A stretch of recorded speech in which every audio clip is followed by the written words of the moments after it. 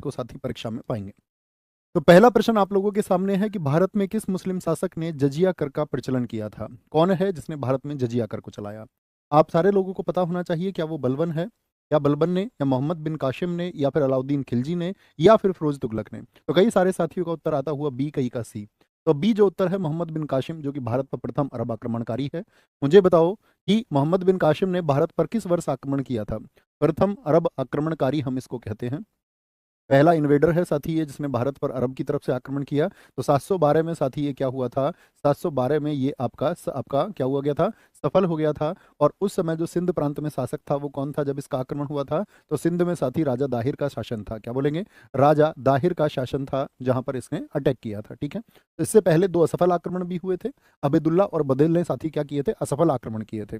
मुझे बताएंगे जो अरब आक्रमणकारी मोहम्मद कासिम है, इसने जजिया जो लगाया वो किस क्षेत्र में लगाया था? आपका सिंध क्षेत्र में। क्या बोलेगा? सिंध क्षेत्र में जजिया इसने लगाया था।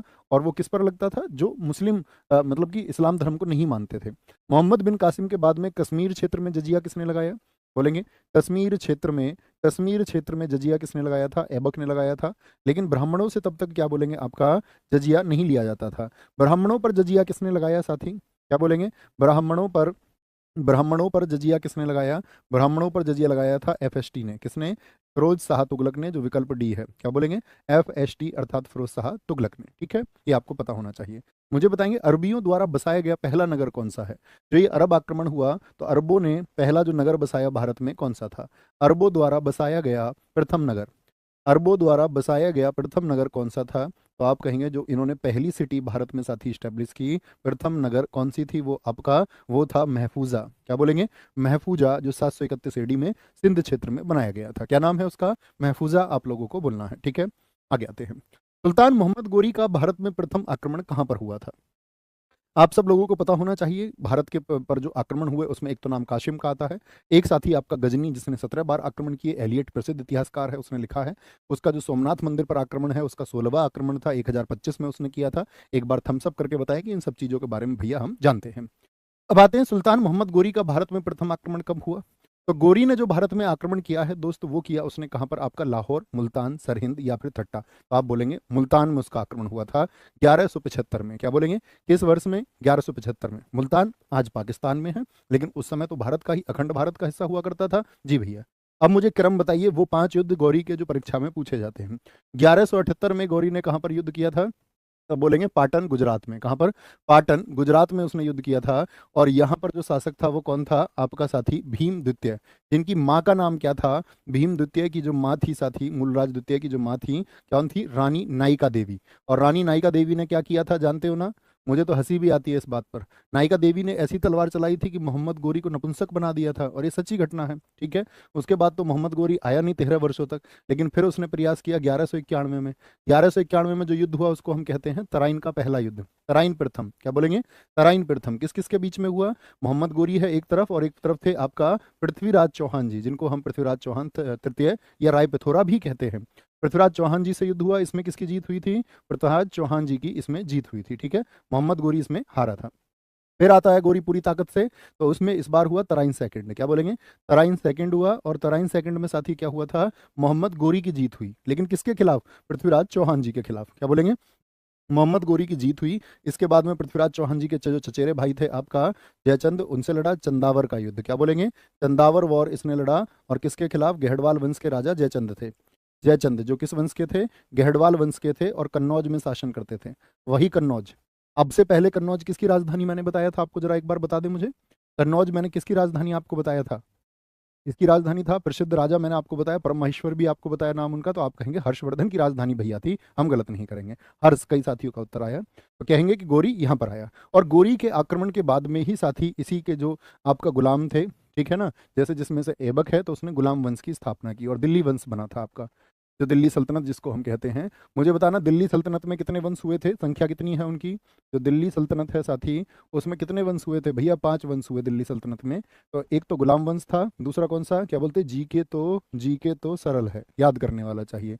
गुलाम, खिलजी, बोलेंगे भैया कहीं सरल वरल नहीं है, बहुत मेहनत करनी पड़ती है। तुगलक वंश, क्या बोलेंगे आपका? फिर तुगलक वंश था आपका। और फिर थे आपके पांचवा, चौथा वंश कौन सा था दिल्ली की गद्दी पर? सैयद वंश था। और पांचवा दोस्त कौन सा था? वो लोधी वंश था। ठीक है, तो सरल है। क्या बोलेंगे? गुलाम, खिलजी, तुगलक, सैयद और फिर लोदी थे। इसके बाद में फिर मुगलों का शासन आया। ठीक है, मुझे बताइए दिल्ली सल्तनत पर जो ये 5 वंश हुए, प्रश्न पूछा जाता है कि दिल्ली सल्तनत पर सबसे कम समय तक किस राजवंश ने शासन किया था? कौन सा वंश था जो सबसे कम समय तक रहा? तो गुलाम वंश रहा आपका 1206 से लेकर के 1290 तक। खिलजी वंश रहा 1290 से लेकर के 1320 तक। गुलाम वंश सॉरी तुगलक वंश रहा 1320 से लेकर के 1414 तक। और सैयद वंश रहा 1414 से 1451 तक। और लोदी वंश रहा 1451 से 1526 तक। पहले तो याद रखेंगे दिल्ली सल्तनत का प्रथम वंश कौन सा है? प्रथम वंश कौन सा है? दिल्ली सल्तनत का अंतिम वंश कौन सा है? क्या बोलेंगे? अंतिम वंश कौन सा है, ये भैया याद रखेंगे। सर्वाधिक जो शासनकाल है, सबसे ज्यादा शासनकाल वो है 94 वर्षों का। किसका है? तुगलक वंश का है सबसे ज्यादा। और सबसे कम है खिलजियों का। सबसे कम दिल्ली सल्तनत पर सबसे कम जो साथी सबसे कम टाइम तक के लिए जो रहे, सबसे कम समय के लिए जो रहे, वो कौन रहे? वो खिलजी रहे। ठीक है, अगर मैं पूछूं दिल्ली सल्तनत कुल कितने वर्षों का इतिहास है, तो क्या आंसर आएगा? दिल्ली सल्तनत तो क्या बोलेंगे भैया? 1206 से लेकर के 1526 है। अर्थात हम कह देंगे कि ये 320 वर्षों का इतिहास है। 320 वर्षों का इतिहास है, ये आपको पता होना चाहिए। पूछा जाता है गुलाम वंश के संस्थापक कौन है, बताएं जी। गुलाम वंश का संस्थापक कौन है? वो ऐबक है।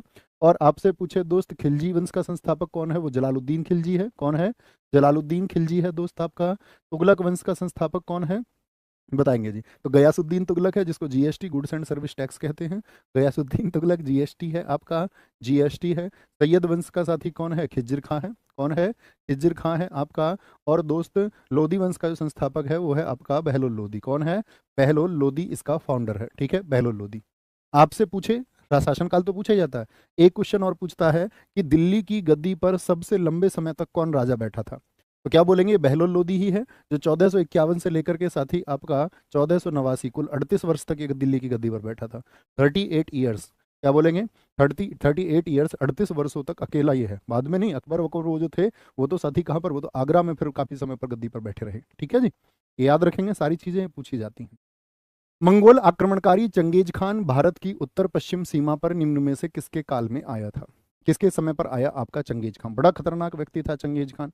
ठीक है, अपने विरोधियों का पीछा करते हुए भारत में आ रहा था। जलालुद्दीन मकबरनी के पीछे भागते भागते भारत की तरफ आ रहा था, लेकिन इल्तुतमिश की होशियारी से वो वापस लौट गया था। तो क्या बोलेंगे भैया? वो इल्तुतमिश का शासनकाल है। और जो चंगेज खान भारत में आया 1221 की बात है, 1221 में। ठीक है, 1221 में। अब यहाँ पर इल्तुतमिश को थोड़ा हमको समझना होता है, उसको समझें। तो मैंने अभी बताया गुलाम वंश का संस्थापक कौन है, जरा बताना। गुलाम वंश, अगर आपने मेरी बात को सुना, इस ममलूक वंश, दास वंश या गुलाम वंश का संस्थापक कौन था?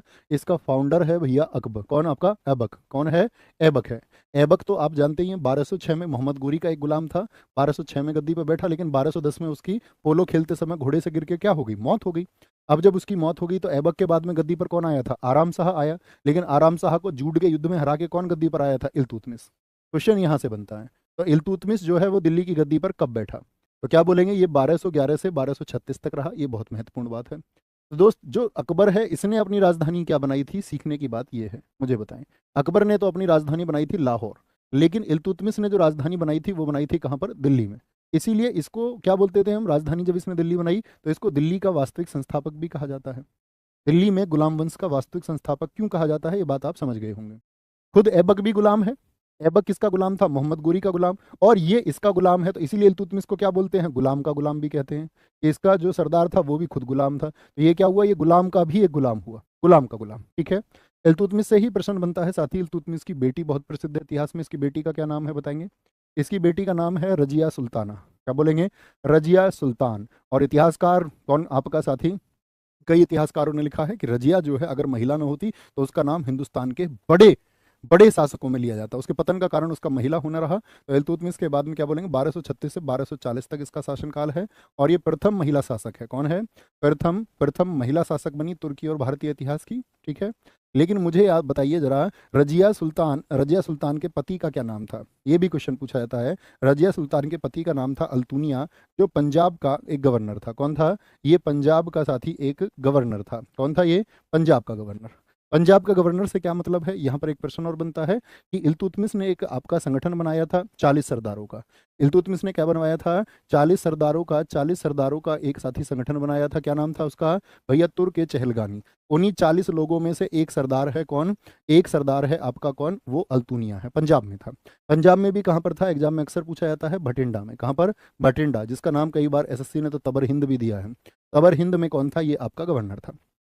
तो ये जो 40 लोग हैं ये बड़े नाखुश हुए थे जब रजिया गद्दी पर बैठी, तो उन सब लोगों ने विरोध किया। बाद में जब रजिया गद्दी से हट गई, ठीक है, तो इन सब लोगों ने जश्न मनाया, क्योंकि रजिया को कैद किसने कर लिया था, रजिया गुंडों में फंस गई। इसका मतलब है अल्तुनिया ने ही क्या कर लिया था, रजिया को कैद कर लिया था पंजाब में, जब उसके खिलाफ वो विद्रोह किया था और उसको दबाने गई। तो वो सारे के सारे लोग जश्न मनाने लगे, 40 लोग बोले भैया अब तो बल्ले बल्ले हो गई, अब तो गद्दी हमारी हो गई। इसने क्या किया, इसने बोला इसको अल्तुनिया को कि पगले तू पगला गया है क्या, इतनी मैं सुंदर लड़की हूँ और वो सारे तुझको देख दावत पे भी नहीं बुला रहे हैं, खुद खुद पार्टी कर रहे हैं, और तू पगला मुझको यहाँ कैद करके बैठा है। देख मैं दिल्ली की गद्दी की रानी हूँ, खूबसूरत हूँ। और ऐसा करते करते चुपके से आंख मार दी अल्तुनिया की तरफ। मतलब ये तो कहानी है एक, कहने का मतलब उसने अल्तुनिया को शादी का प्रपोजल दिया और कहा कि तुम मुझसे शादी कर लो तो हम कौन हो जाएंगे दोनों के दोनों, मैं वहाँ की रानी और तुम हो जाओगे ऑटोमेटिक राजा। 40 सरदार वैसे भी नहीं पूछ रहे, पगला इसकी बातों में जब आ जाता है तो दोनों पागल दिल्ली जाते हैं और फिर 40 सरदारों द्वारा मारे भी जाते हैं। तो कहने का मतलब अपने चक्कर में अल्तुनिया को और डुबा देती है बेचारे को। प्रश्न पूछा जाता है रजिया को किस किले में कैद करके रखा था, तो क्या बोलेंगे, किला मुबारक था वो भटिंडा का। किला मुबारक, पिछली बार सीपीओ में पूछा गया किला मुबारक भारत के किस राज्य में स्थित है, तो किला मुबारक कहाँ पर है, पंजाब में है, भटिंडा में है, तबर हिंद। कोई भी नाम आएगा आप लिख देंगे, जी भैया हम लिख देंगे, ठीक है। तो रजिया की ये बात रही। अच्छा, इल्तुतमिश से और बात करते हैं, कौन कौन सी इल्तुतमिश की महत्वपूर्ण बातें हैं। इल्तुतमिश ने दो साथी प्रथम मकबरा बनवाया। पहला मकबरा हिंदुस्तान में किसने बनवाया, जिसको हम बोलते हैं कौन सा मकबरा था, अपने बेटे महमूद की याद में बनाया, सुल्तानगढ़ी का मकबरा। पूछा जाता है सुल्तानगढ़ी का मकबरा कहाँ पर स्थित है, टॉम्ब ऑफ सुल्तानगढ़ी, इसके बेटे महमूद की याद में दफनाया गया वहाँ पर। तो क्या बोलेंगे भैया, ये दिल्ली में स्थित है, प्रथम मकबरा इसने बनवाया। इल्तुतमिश से ही प्रश्न पूछा जाता है, चांदी की मुद्रा टका और तांबे की मुद्रा जीतल का चलन किसने कराया था, जीतल का चलन किसने कराया था। और जो इसके सैनिक थे उनको ये क्या देता था, इकता। इकता, इकता प्रथा किसने शुरू की, यानी सैनिकों को उनकी सेवा के बदले में क्या मिलता था, जमीन का टुकड़ा मिलता था। ये प्रथा किसने शुरू की, ये इल्तुतमिश ने। मेरा प्रश्न आपसे ये है, सारे साथी बताओ, क्वेश्चन बना दोगे तो मैं समझूंगा कि इस दिल्ली के वंश पर मजबूती आपकी है। इकता प्रथा को खत्म किसने किया था, इकता प्रथा को खत्म किसने किया था, ये आपको बताना है। निम्नलिखित में से कौन मध्यकालीन भारत की प्रथम महिला शासिका थी, ये तो हम अभी बता चुके। तो प्रथम शासिका कौन है, रजिया सुल्तान है, याद रखेंगे, रजिया सुल्तान है, इल्तुतमिश की बेटी थी। निम्नलिखित सुल्तानों में से किसने गढ़मुक्तेश्वर की मस्जिद की दीवारों पर अपने शिलालेखों में स्वयं को खलीफा का सहायक कहा। आप जानते हैं खलीफा मतलब आपका जो इस्लाम धर्म का सबसे बड़ा पद होता था कि वही सबसे बड़ा पद है, उसका भी सहायक खुद को कहा। तो किसने कह दिया भैया, बलबन ने कह दिया। बलबन का शासनकाल है 1265 से 87, यानी कि ये अभी 1290 के बीच के शासक चल रहे हैं। यानी बलबन बड़ा महत्वपूर्ण है भैया, छोटा सा बलबन बड़ा खतरनाक बलबन। बलबन की दरगाह, दरगाह कह रहा हूँ, बलबन की जो साथी कब्रगाह है उस पर आज भी दिल्ली सरकार ने बोर्ड लगाया हुआ है कि यहाँ आना मना है। रात में कुतुब मीनार परिसर के, कुतुब मीनार जो कॉम्प्लेक्स है, परिसर है, उसमें उसकी कब्रगाह है, वहाँ नहीं जाते, कहते बलबन आ जाता है, ऐसा कहा जाता है, ठीक है। तो बलबन जो है साथी, इसको कॉम्पिटिटिव एग्जाम के लिए क्यों जरूरी है कि लोह एवं रक्त नीति किसने अपनाई थी, लोह एवं रक्त नीति। तो किसके खिलाफ अपनाई थी बताएंगे जरा भैया, हरियाणा के जो मेवाती लोग थे ये दिल्ली आने वाले मुसाफिरों को लूटते थे, तो किसके खिलाफ अपनाई थी उसने ये, तो मेवातियों के खिलाफ। किसके खिलाफ, मेवातियों के खिलाफ अपनाई थी उसने। और प्रश्न पूछा जाता है, गैर इस्लामिक पद्धति में दरबार को किसने सजाया था, यानी ये फारसी बहुत सारी चीज़ों को लेकर के आया। गैर इस्लामिक प्रथा प्रथा शुरू किसने कराई थी, जैसे इसने एक उत्सव शुरू करा दिया था नवरोज, जो कि आपका किसका था, पारसियों का था। तो पारसी मुस्लिम थोड़ी है, तो गैर पारसी प्रथा हो गई, पारसी धर्म का त्योहार है, क्या बोलेंगे। एक इसने साथी आपका कौन सी, मेरे सामने झुकोगे और मेरे घुटनों, मेरे सामने क्या बोलोगे, घुटनों, क्या घुटने नहीं, सॉरी, लेट के चलोगे, पाबोस शुरू करवाई किसने, इसी ने कराई। बलबन ने सिजदा और पावोस शुरू करवाई थी, याद रखेंगे। प्रथम सुल्तान है, क्या बोलेंगे, तो गैर इस्लामिक प्रथा तो मैंने आपको बता दी। पूछता है ऐसे भी कि फारसी पद्धति में दरबार को किसने सजाया था, फारसी पद्धति में दरबार किसने सजाया, दरबार किसने सजाया। अब ये इतना खतरनाक था कि सब डरते थे इससे, कोई इसके खिलाफ विद्रोह नहीं करता था, लेकिन एक व्यक्ति ने विद्रोह किया था। और कहते हैं कि एक ही इन साथी 22 वर्षों में अकेला एक ही अभियान ऐसा हुआ कि बलबन को दिल्ली के बाहर जाना पड़ा, और वो था बंगाल का विद्रोह। तो बहुत पूछा जाता है बलबन के समय बंगाल का विद्रोह किसने किया था, बलबन के समय जो बंगाल रिवोल्ट हुआ वो किसने किया था, तो बंगाल विद्रोह साथी 1279 में हुआ, और ये किया था तुगरिल खां ने। तुगरिल खां का बहुत बुरा हाल किया था इसने। तुगरिल खां की खाल उतरवाई थी इसने, खाल उतरवा के उसमें अंदर घुस भरवाया था, और दिल्ली जो बंगाल के बाजार थे, मुर्शिदाबाद जैसे बाजारों में इसके संबंधियों को इसने लकड़ी के तख्तों पर गड़वा दिया था पूरे बंगाल में, कि बलबन के खिलाफ आवाज उठाओगे, बलबन के खिलाफ आवाज उठाने का यही हाल होता है। तो क्या बोलेंगे, 1279 में तुगरिल खां ने विद्रोह किया था, जिसको बलबन ने दबाया था। तो ये बड़ा इंपॉर्टेंट विद्रोह है इसके टाइम का, बड़ा पूछा जाता है। आगे आते हैं जी। मलिक काफूर के दक्षिण अभियान का अति विश्वसनीय वृत्तांत किसने दिया है? क्या बोलेंगे भैया? आपका गुलाम वंश की बात करें 1206 से 1290, गुलाम वंश का अंतिम शासक बताएं कौन था? तो कैमूर अंतिम शासक था, ऐबक पहला शासक था, इल्तुतमिश वास्तविक शासक था। गुलाम वंश के बाद में आया खिलजी वंश, और खिलजी वंश में क्या हुआ था साथी बताइए जरा? संस्थापक जलालुद्दीन खिलजी। जलालुद्दीन खिलजी कितने दिन तक शासन रहा था भैया? ये 1290 से 96 तक रहा था। अलाउद्दीन खिलजी एके, ये रहा था आपका 1296 से 1316। ये दो शासनकाल कभी मत भूलना, इंपॉर्टेंट है, क्योंकि देखो कुल 30 वर्षों का तो शासन है खिलजी का, और उसमें भी 20 वर्ष किसके हो गए? वो अलाउद्दीन खिलजी के हो गए। तो लगभग अलाउद्दीन खिलजी का ही शासनकाल है। तो मलिक काफूर के दक्षिण अभियान का किसने वर्णन दिया है? प्रश्न ये पूछा गया है आपसे। अमीर खुसरो ने, हसन निजामी ने, मिनहाज ने। ये वही है जिसने कहा था कि रजिया मिनहाज उस सिराज, इसने पुस्तक लिखी, उसमें इसने रजिया की तारीफ लिखी है। इल्तुतमिश के समय का दरबारी था। क्या बोलेंगे जी, क्या इसने लिखा है? नहीं भैया, अमीर खुसरो ने साथी वर्णन दिया है मलिक काफूर का। मलिक काफूर क्या बोलेंगे, इसको हम बोलते हैं 1000 दिनारी। क्या बोलेंगे? 1000 दिनारी कहते हैं। कल की कक्षा में मैंने क्या बोलेंगे, अलाउद्दीन खिलजी के विजय अभियानों के सारे प्रश्न रख दिए हैं। कक्षा आपकी अगली से अगली, अगली से अगली भी तैयार है। क्या बोलेंगे, मलिक काफूर ने दक्षिण अभियान का अति विश्वसनीय वृत्तांत दिया था, अमीर खुसरो ने दिया था। किसने? अमीर खुसरो कौन है साथी बताएंगे जरा? अमीर खुसरो तो साथी एक सूफी संतों की कैटेगरी के थे। अमीर खुसरो के गुरु कौन थे बताएंगे? अमीर खुसरो के गुरु कौन थे? अमीर खुसरो के गुरु कौन थे, ये आपको बताना है। इनकी बुक का नाम है तुगलकनामा। क्या नाम है? तुगलकनामा। उसमें ही ये सारे वर्णन मिलते हैं इतिहास के। तो अमीर खुसरो के गुरु कौन थे भैया? अमीर खुसरो के गुरु थे कौन बताएंगे? निज़ामुद्दीन औलिया। क्या बोलेंगे? निज़ामुद्दीन औलिया किसके गुरु थे? निज़ामुद्दीन औलिया ये अमीर खुसरो के गुरु थे।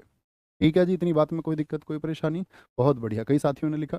और जितने भी प्रश्न पूछे जाएं आपसे, गजल के, खंडी खड़ी बोली के, आपसे पहेली पूछ ले, सितार पूछ ले, इन सब का फादर कौन है? वो अमीर खुसरो ही है। कौन है बोलेंगे एक बार? इन सब का जो जनक है भैया वो अमीर खुसरो है। ठीक है।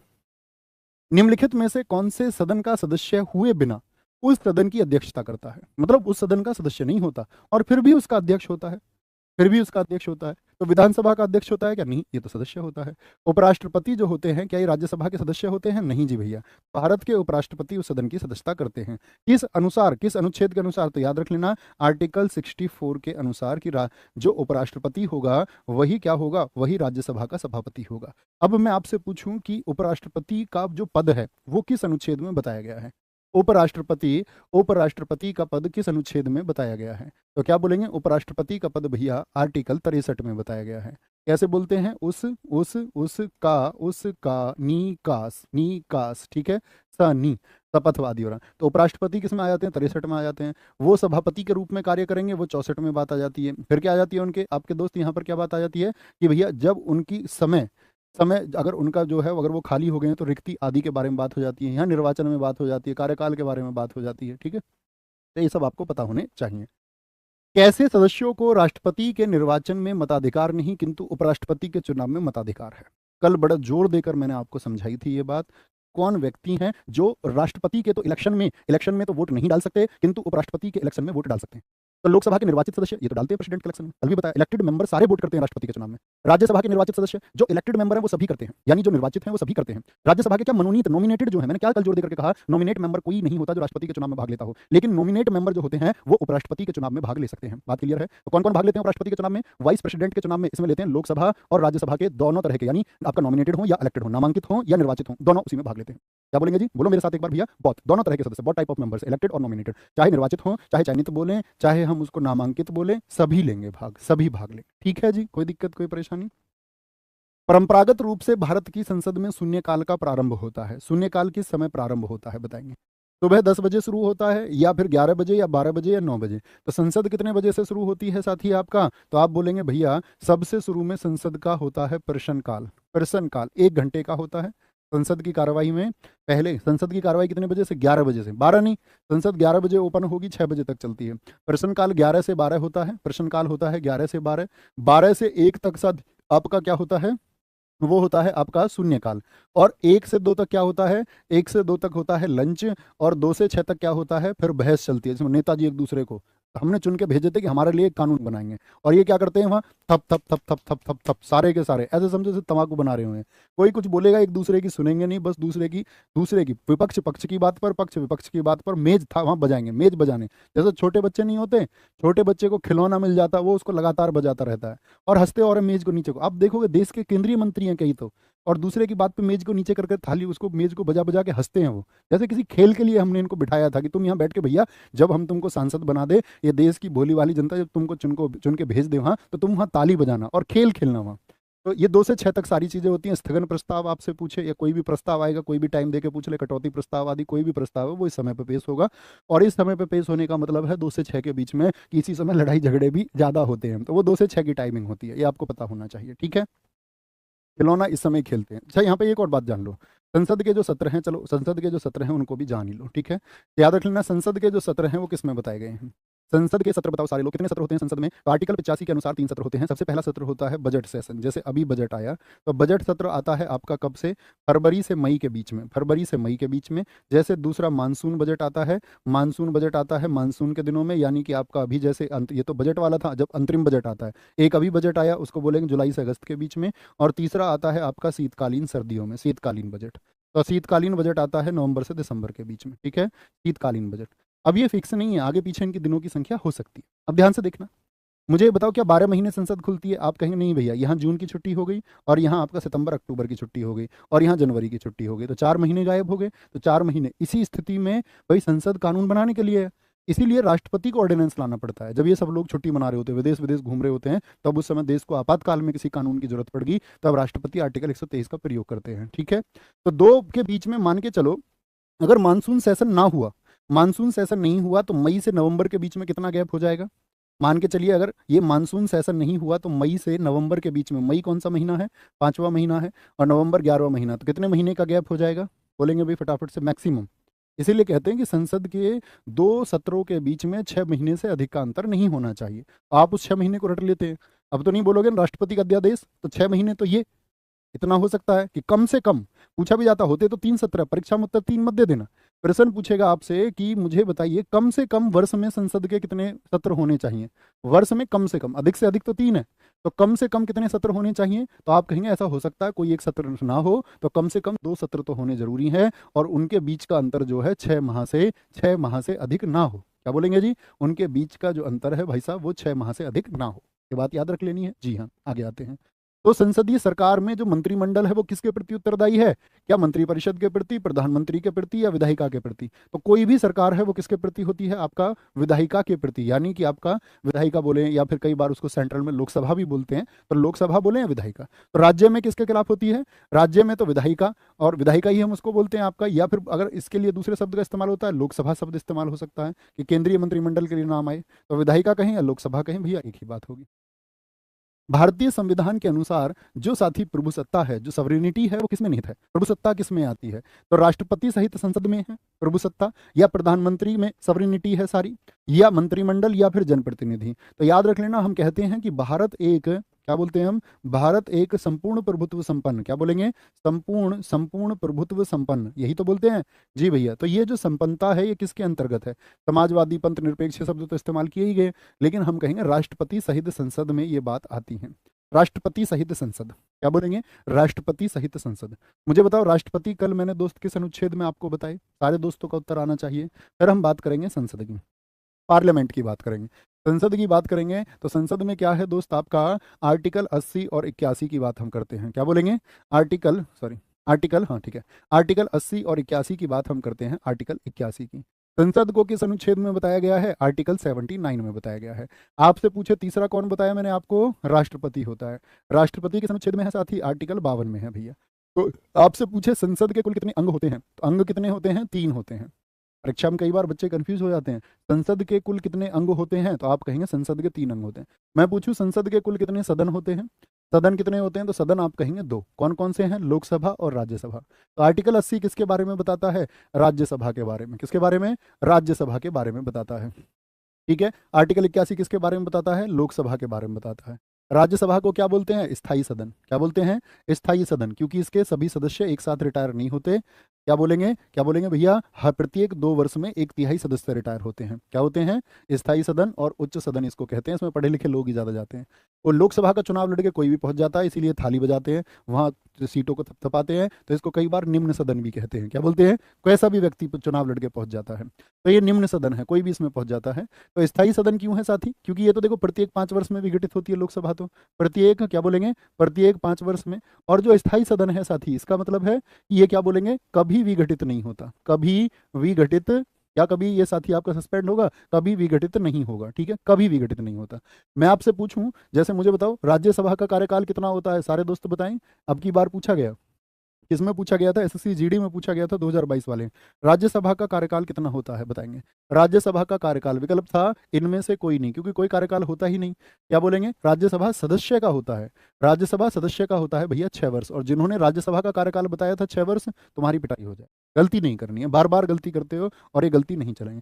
राज्यसभा का नहीं होता, राज्यसभा सदस्य का होता है। लोकसभा सदस्य का 5 वर्ष होता है, ठीक है। सभी राज्यों में साथी लोकसभा, आपका लोकसभा सीटें आवंटित की गई हैं, ऐसे ही सभी राज्यों में राज्यसभा सीटें। यूपी में सबसे ज्यादा आप लोगों को पता होना चाहिए, राज्यसभा के लिए 31 सीट है, और लोकसभा के लिए यूपी में कितनी सीट है, वो 80 सीट है। क्या बोलेंगे, 80 सीट है। क्या बोलेंगे जी, 80 सीट है, ठीक है, 80 सीट है, ये आपको पता होना चाहिए राज्यसभा और लोकसभा के बारे में। मुझे बताओ, जो लोकसभा है उसमें कितने सदस्य होते हैं, मैक्सिमम कितने सदस्य होते हैं साथी, मैक्सिमम 550 सदस्य हो सकते हैं, आंग्लो भारतीय को जोड़ के 552 मैक्स हो सकते हैं, लेकिन अभी वर्तमान में 543 है, वो बात अलग है, ठीक है। राज्यसभा में सदस्यों की संख्या कितनी हो सकती है, 250 मैक्स हो सकती है, अधिकतम 250 हो सकती है। और अभी उसमें क्या होता है, 238 तो होते हैं आपके साथी इलेक्टेड, और 12 कौन अपॉइंट करता है, वो प्रेसिडेंट अपॉइंट करता है।